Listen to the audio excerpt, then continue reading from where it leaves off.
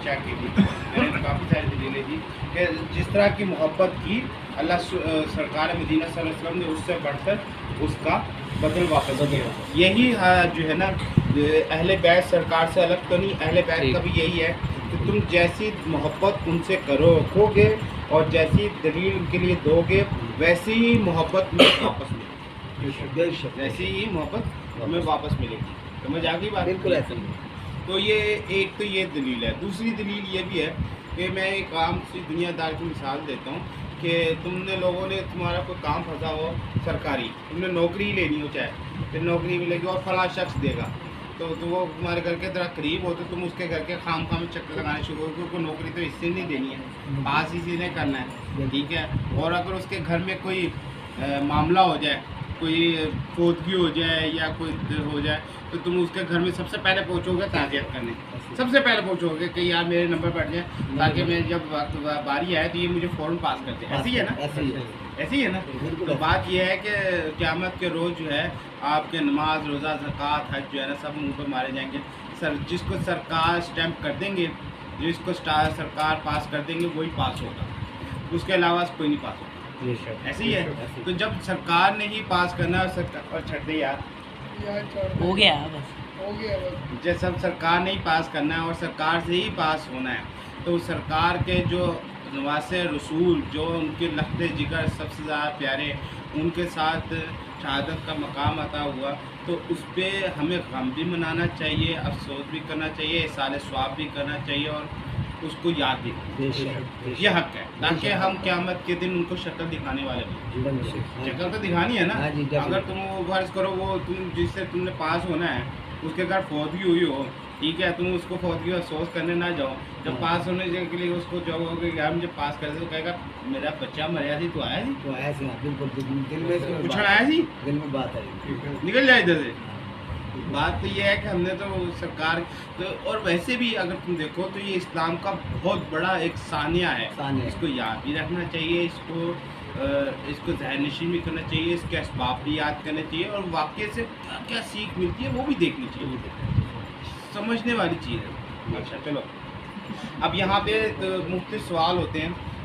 میں موضوع کی طرف بعد میں آتا ہوں، پہلے چھوٹی چھوٹی چیزیں بیان کرتا ہوں. لوگ یہ کہتے ہیں کہ معاویہ تو مسلمان تھا.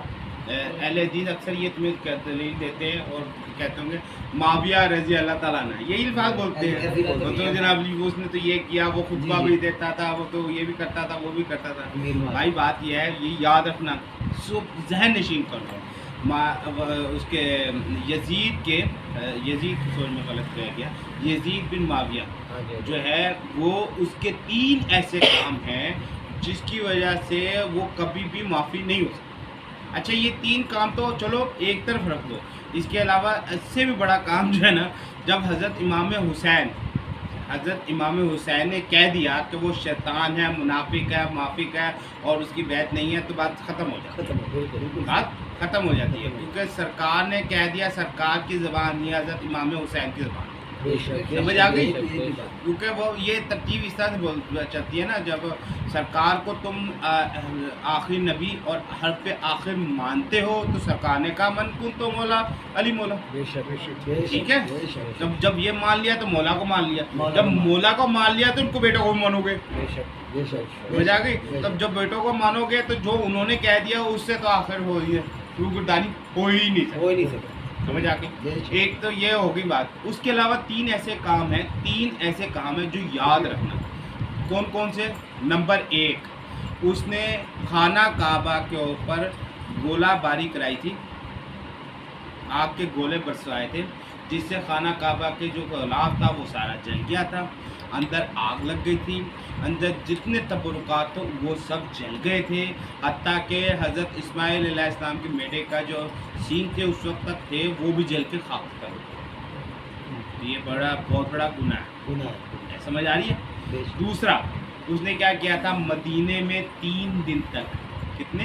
3 دن تک اپنی فوج کو کہا تھا جب مدینے کی ساری عورتیں تم پہ حلال ہے، ٹھیک ہے، جو مرضی کرو.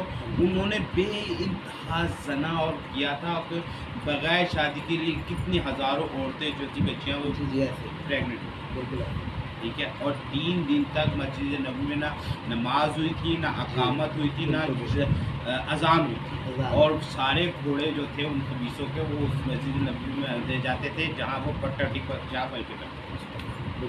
ٹھیک ہے، یہ معافی کا قابل ہے نہیں.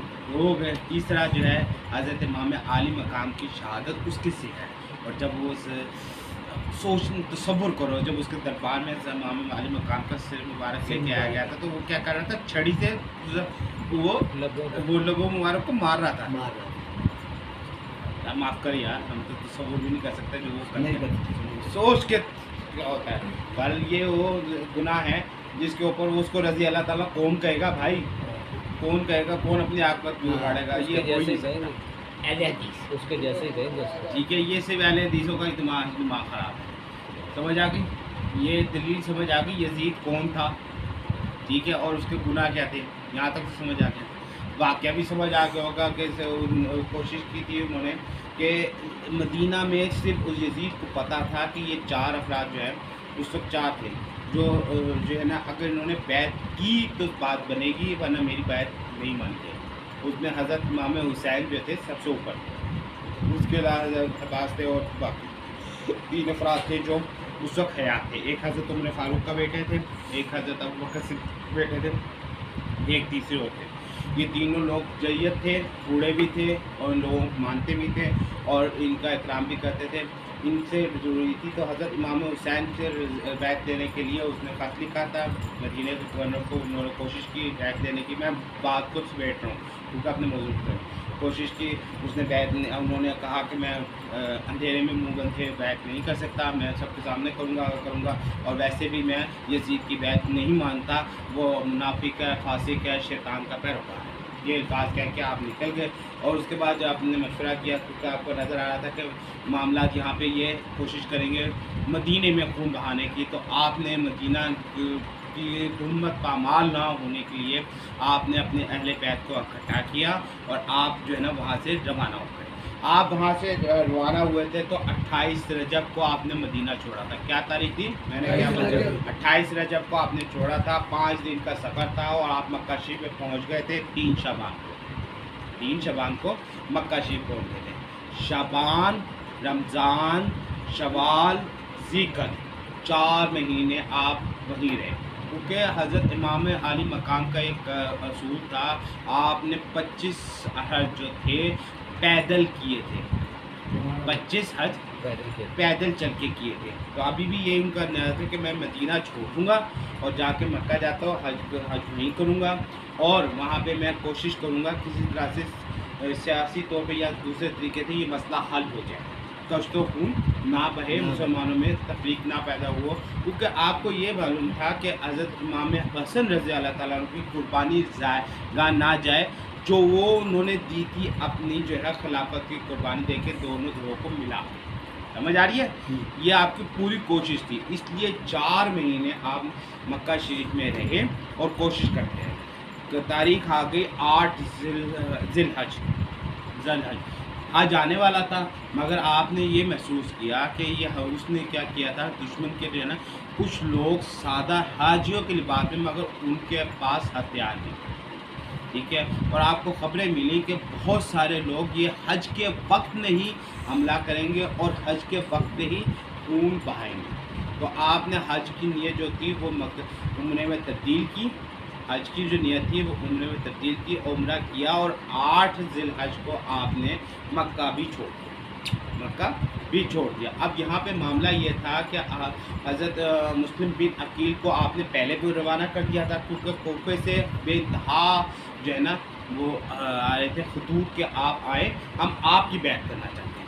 وہ لوگ ائمہ کرام بیان کرتے ہیں کہ 2 بوریاں بھر کے خطوط آئے تھے، 2 بوریاں. اب معاملہ یہاں پہ یہ ہے کہ کچھ لوگ یہ دلیل دیتے ہیں کہ آپ نہ جاتے. بات یہ ہے کہ جو عالم ہے، جو مقام منصبے ہے، اگر اس کو کسی نے مدد کے لیے پکارا ہے اور کہا ہے تو اس پہ فرض ہے کہ وہ جائے گا. ایسا ہو ہی نہیں سکتا. اور امام عالی مقام کو اگر جب وہ کہہ رہے ہیں تو کیسے ہو سکتا ہے کہ وہ نہ جائے؟ یہ تو ممکن ہی نہیں ہے. تو آپ نے ارادہ فرمایا اور اپنے اہل بیت کو اکٹھا کیا. وہ جب مدینہ مکہ سے نکلے تو تقریباً 300-350 افراد تھے. 300-350 افراد تھے. آپ کا ارادہ تھا کہ کوفہ جانے کا. ٹھیک ہے. اور یہ قطعی ارادہ نہیں تھا کہ کوئی جنگ کرنی ہے یا کوئی ایسا معاملہ ہے. ہتھیار تو عموماً یہ عرب کا رواج ہے کہ ان کے ساتھ ہی ہوتے ہیں. ویسے بھی وہ جو سارا علاقہ ہے جو اگر آپ بھی دیکھو تو بیابان ریگستان اور بڑا مشکل ہے. تو کوئی بھی جانور یا کوئی بھی چیز آ سکتی ہے, اس لیے ہتھیار رکھنا لازمی ہوتا ہے. یہ عام سی بات ہے. تو ارادہ کہیں بھی جنگ کا یا کسی مخالف جانے کا یا اس طرح کا ارادہ آپ کا بالکل نہیں تھا. ٹھیک ہے. یہ الگ بات ہے کہ امام عالی مقام کو پہلے سے پتہ تھا کہ میری شہادت ہونی ہے اور اس طرح کا نام کا علاقہ ہے وہاں پہ ہونی ہے اور یہ وقت ہوگا. ان کو یہ معلومات پہلے بچپن سے ہی تھی, کیونکہ حضرت سرکار مدینہ صلی اللہ علیہ وسلم نے تو ان کے پیدا ہونے پہ ہی بیان کر دیا تھا کہ یہ ہوگا اور اس طرح سے ہوگا. اچھا, آپ وہاں سے نکلے, 300 پہلی منزل آئی.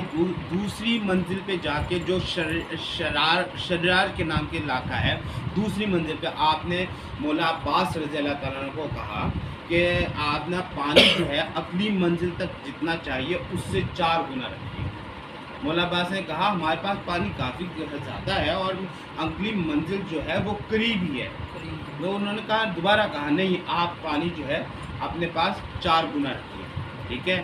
آپ اس منزل سے آگے گئے تو ذوالحسن کے مقام پہ, کیا نام ہے, ذوالحسن کے مقام پہ, تیسری منزل سے پہلے ذوالحسن کے مقام پہ مولا امام عالی مقام نے کہا تو دور دیکھو تمہیں کوئی چیز نظر آ رہی ہے. تو لوگوں نے کہا ہمیں درخت نظر آ رہے ہیں. انہوں نے کہا نہیں, یہ درخت نہیں, یہ جھنڈے ہیں اور یہ ہماری طرف ہی آ رہے ہیں. وہ جو قافلہ تھا وہ حر بن یزید الرعائی تمیمی کا تھا. اچھا, حر بن یزید رعائی جو تمیمی تھے یہ کوفہ کے رہنے والے تھے. کہاں کے؟ کوفہ کے رہنے والے تھے. اور کوفہ کے جو بڑے سپہ سالار اور جیدہ لوگ نا, جن کے مشہور تھا, ان میں شمار ہوتے. یعنی کوفہ کے اگر وہاں پہ پوچھا جاتا تھا کہ یہاں پہ سب سے بہادر شخص کون ہے تو وہ یہی کہا جاتا کہ ان میں دوسرے یا تیسرے نمبر پہ یہی شمار ہوتے تھے, حر بن یزید. ٹھیک ہے.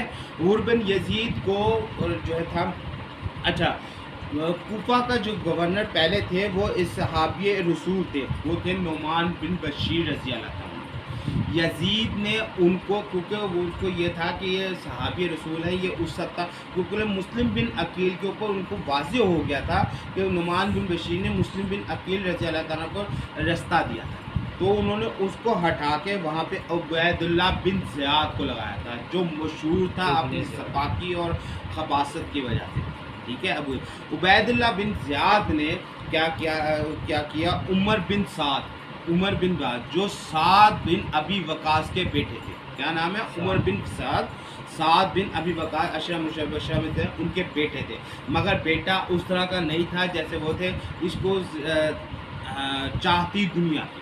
تو اس کو نا عبید اللہ بن زیاد نے بلایا اور اس کو کہا میں تمہیں رے کا مقام جو ایک بڑا اس کی میں تمہیں دے دوں گا گورنر, مگر شرط یہ ہے کہ تم حسین بن علی سے جو ہے نا بیعت لے لو.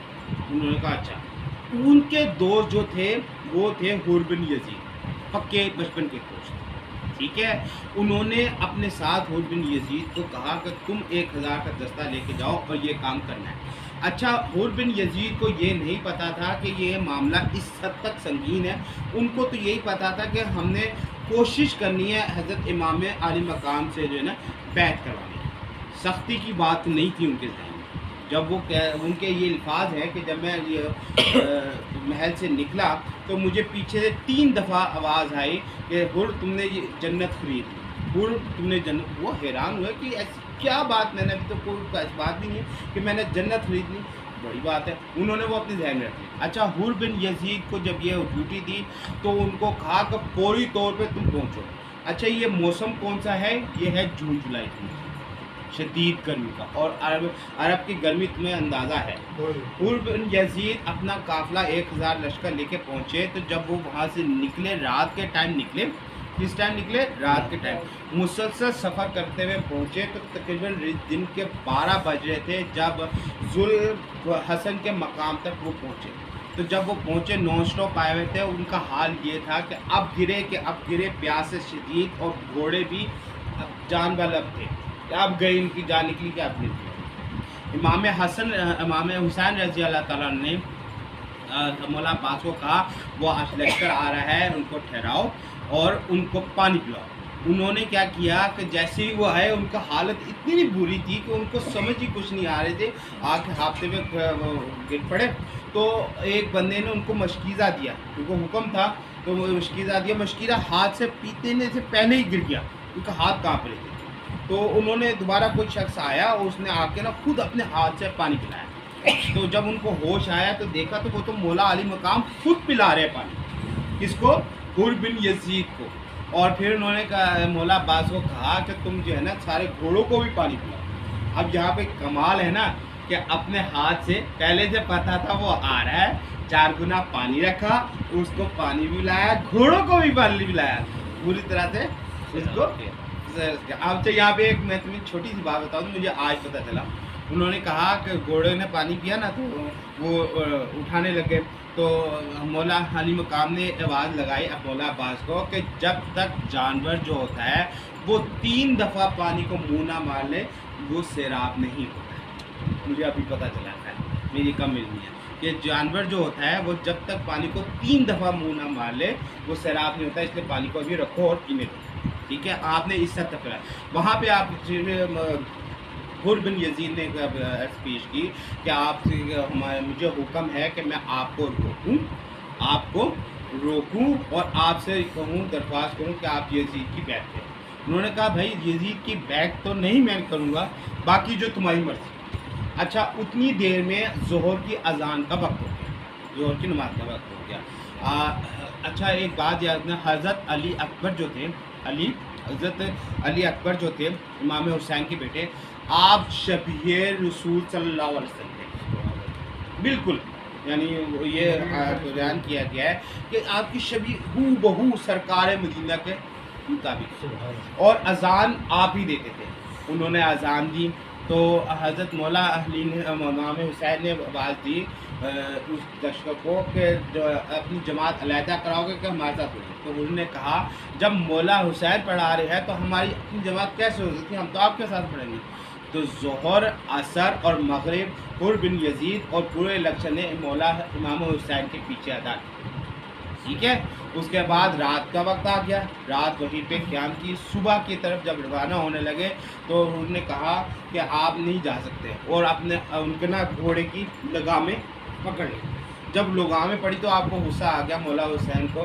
انہوں نے کہا حر تجھے تیری مار ہوئے۔ اچھا جو ہے نا عرب میں یہ ایسے ہی لفظ اس لیے استعمال کیے جاتے ہیں کہ یعنی تجھے موت آئے یا میں تجھے مار دوں، یہ بڑے سخت لفظ ہیں۔ تو اس کے جواب میں حر نے کہا کہ اگر آپ کی والدہ جو ہے نا بی بی فاطمہ تو زہرا نہ ہوتی تو یہی الفاظ میں آپ کو بتاؤں، میری مجبوری ہے، میں آپ کو یہ الفاظ بول نہیں سکتا۔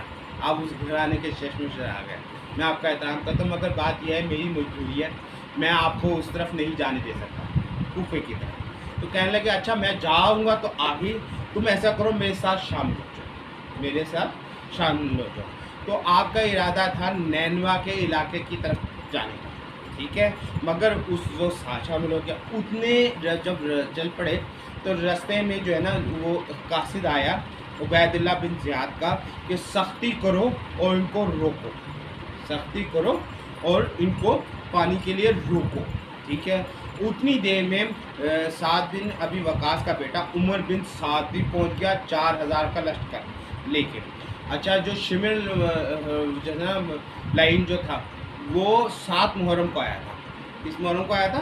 7 محرم کو، وہ بعد میں آیا تھا۔ عمر بن سعد جو تھے وہ پہلے آ گئے تھے، اور اس لیے انہوں نے زبردستی جو ہے آپ کو کربلا کے مقام پہ روک لیا، کربلا کے مقام پہ روک لیا۔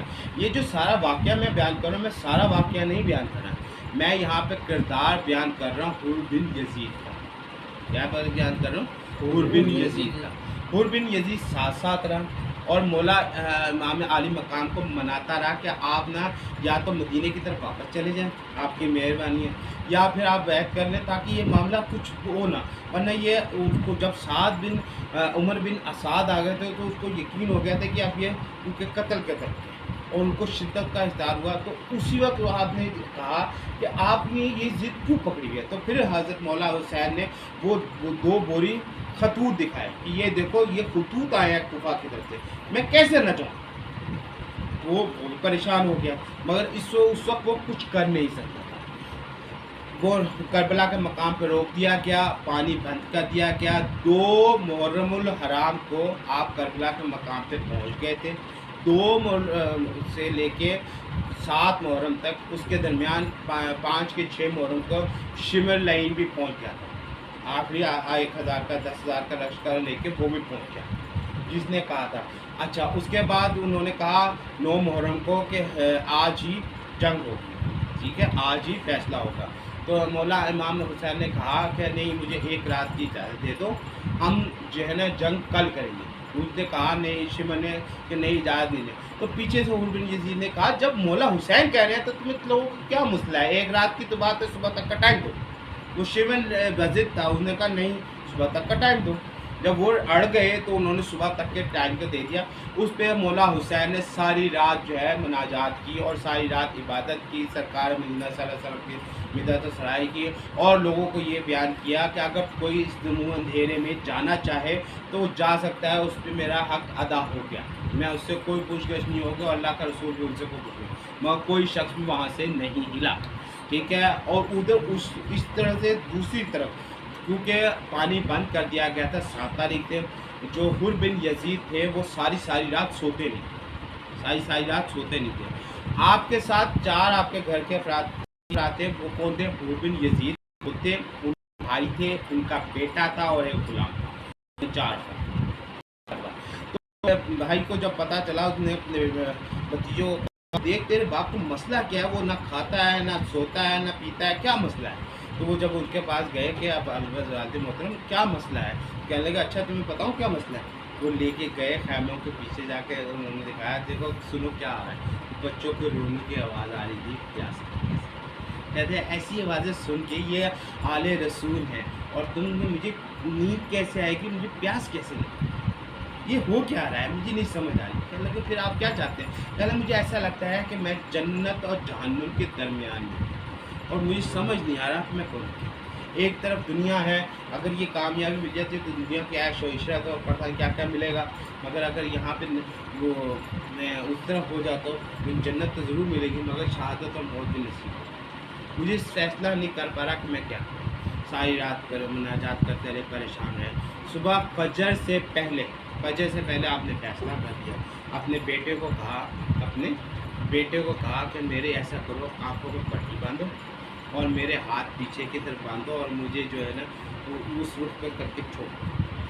بیٹے نے، باپ کا حکم تھا، یہ کیا، باپ چلنا شروع ہو گئے۔ چلتے چلتے تو مولا حسین نے پہلے کہا حضرت علی اکبر کو کہ حر بن یزید آ رہا ہے، جاؤ اس دستک۔ معلوم ہوتا ہے یہ کیا بات ہے، تو آپ باہر آ گئے، تو چلتے چلتے آئے، آپ کو کسی کے ہارٹ کا آواز آئی، تو آپ نے کہا کون ہے؟ تو انہوں نے تعارف کرایا، کہنے لگے مجھے مولا حسین کہا ہے۔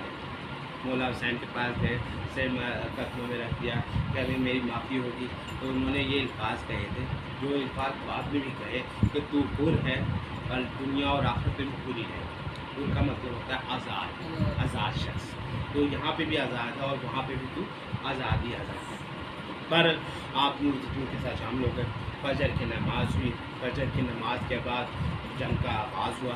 تو حر نے کہا کہ سب سے پہلے میں جاؤں، کہ یہ آپ جو مشکل میں پھنسے ہیں، سب سے پہلے آپ میری وجہ سے پھنسے ہیں، میری وجہ سے یہاں پہ رکے ہیں، میری وجہ سے ساری تکلیف ہے، اس لیے آپ مجھے اجازت دیں، سب سے پہلے میں جاؤں۔ آپ میدان پہ نکلے، تو جب وہ دیکھا بھائی نے اور بیٹے نے اور غلام نے کہ حر ادھر سے آئے ہیں، تو وہ 3 شخص بھی ادھر آ گئے، اس کے ساتھ جو ائمہ کرام لکھتے ہیں 7 سے 8 لوگ اور ادھر آ گئے، یعنی یہ 15 سے 20 لوگوں کا ایک جماعت بن گئی۔ یہ پہلے گئے میدان جنگ پہ، اور میدان جنگ میں جا کے شہادت نصیب فرمائی۔ جو سب سے پہلا خون مقابلہ کے مقام پہ بہا وہ حر بن یزید، جو سب سے پہلی شہادت ہوئی وہ حر بن یزید تھی۔ جب شہید ہو گئے تو مولا حسین کے پاس لے کے آیا، مولا حسین نے آپ کا سر مبارک اپنے جو ہے نا زانو پہ رکھا، اور ادھر ان کو آئی اور اس وقت ان کے سر ماتھے پہ جو ہے نا یہاں پہ تیر لگا تھا، وہ نکالا تو خون بہنے لگ گیا. آپ نے انعام، اب بات یہ ہے میں نے کیا کہا تھا کہ تم جیسی محبت کرو گے نا ویسا بدل ملے گا، اس سے بڑھ کے ملے گا. آپ نے کیا کیا، حضرت بی بی فاطمہ الزہرا کا رومال مبارک نکال کے ان کے ماتھے پہ، حضرت بی بی فاطمہ کا رومال مبارک نکال کے ان کے ماتھے پہ، اور آپ ان کے زانوں پہ جام شہادت نوش ہو جائے. کیا مقام، کیا بات ہے. ٹھیک ہے. اچھا یہاں پہ آگے اب واقعہ جو باقی ہے وہ بہت لمبا ہے، میں یہ حود والا واقعہ کر رہا ہوں اس لیے یہیں پہ کروں گا. جب وہ آپ کردہ فرما گئے تو آپ کے جو قبیلے والے تھے، الرہائی قبیلے والے، وہ آپ کا جسد مبارک لے گئے کوفہ، وہ کوفہ جا کے دفنا دیا. اب میں تمہیں تھوڑی سی تفصیل دکھاتا ہوں، سمجھ لو. کوفہ جا کے دفنا دیا. اب یہاں پہ مسئلہ یہ ہوا کہ بعد میں کہ جو تھے نا حور بن یزید کی یہ جو کہانی تھی، اس پہ کوفہ والوں کو اور باقی جو بعد کے مسلمان تھے جنہوں نے بدلہ لیا، ان کو جب پتہ چلا اور وہ یہ مانتے نہیں تھے کہ حور بن یزید کی اتنی بڑی شہادت ہو سکتی ہے اتنا. تو ہوا یہ کہ حور بن یزید کا بعد کا جو گورنر تھا اس نے آپ کی جو ہے نا قبر مبارک کھلوا دی کہ پتہ تو چلے. جب قبر مبارک کھولی تو اس وقت بھی خون تازہ تھا اور وہ جمال ماتھے پہ پڑا. ٹھیک ہے. تو پھر آپ کو اب سنو غور سے، پھر آپ کو نکالا گیا مقام کربلا سے 100 کلومیٹر پہلے. کتنا؟ 100 کلومیٹر پہلے وہاں پہ مزار بنایا گیا اور وہاں پہ مدفون کیا. مطلب کیا ہے، جو بھی آج کربلا شہداء کربلا کو سلام کرنے یا ان کو دینے جاتا ہے تو وہ پہلے جو ہے حور بن یزید کے پاس جاتا ہے، پھر وہاں آج بھی وہ سب سے پہلے ہے.